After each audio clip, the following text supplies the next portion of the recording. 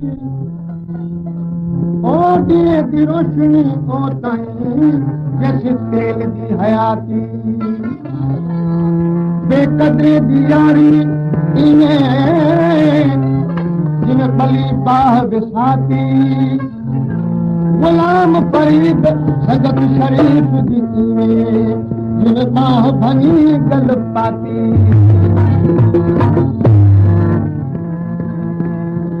इश्क तड़े दी बछड़ी तकड़ी आशिक ताम पकावल पसली भन के चूड़ करन ते तन तनूर तपावन हथू नाल अटा मलन ते दुख पले थण लावन गुलाम फरीद आशिक खुदे मर वञे माशूक साहब सहावन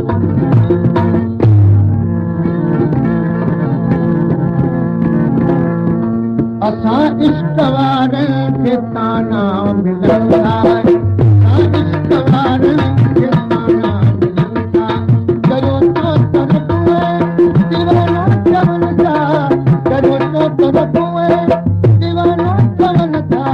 दीवानो चवनि था असां इश्क वारनि खे ताना मिलंदा असां इश्क वारनि खे ताना मिलंदा करो तो तरफ़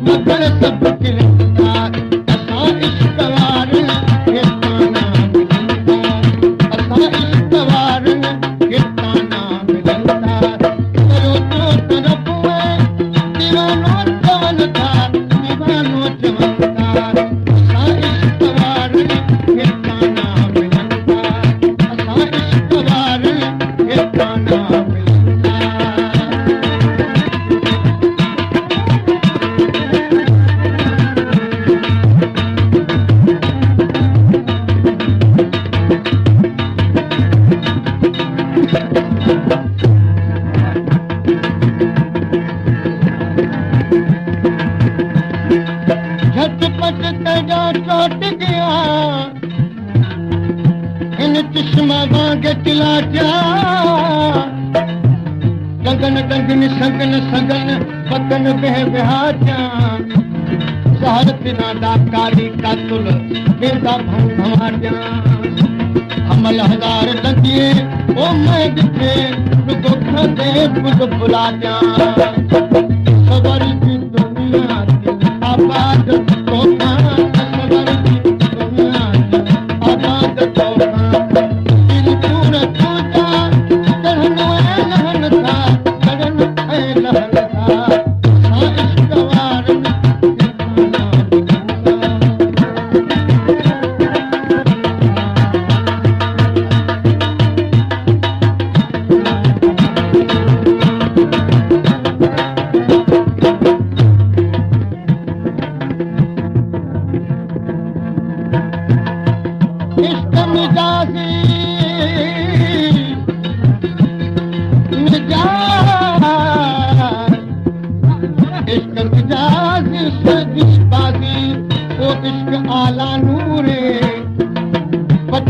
दुनिया दौलत साकू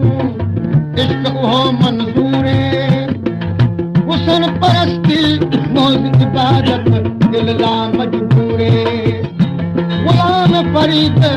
आरिफ समझन असल हकीकत दूरे सबर की दुनिया की आबाद तोखा सबर की दुनिया आबाद तोखा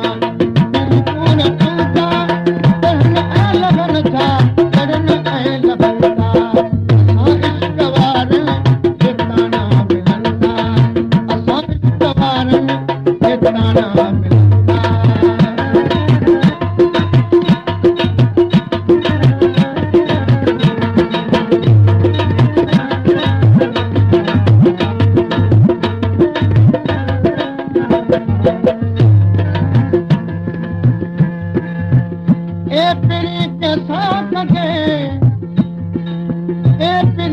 सां कदे नाज़ो अदा मुझे मुए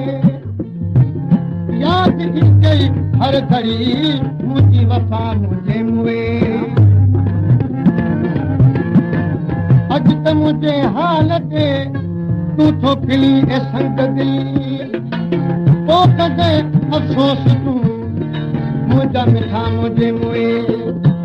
नाहे गुस्ताखी मगर ये अर्ज आहे कर कबूल ओ कबर ते अचजे पढ़ण ला हा मुझे मुए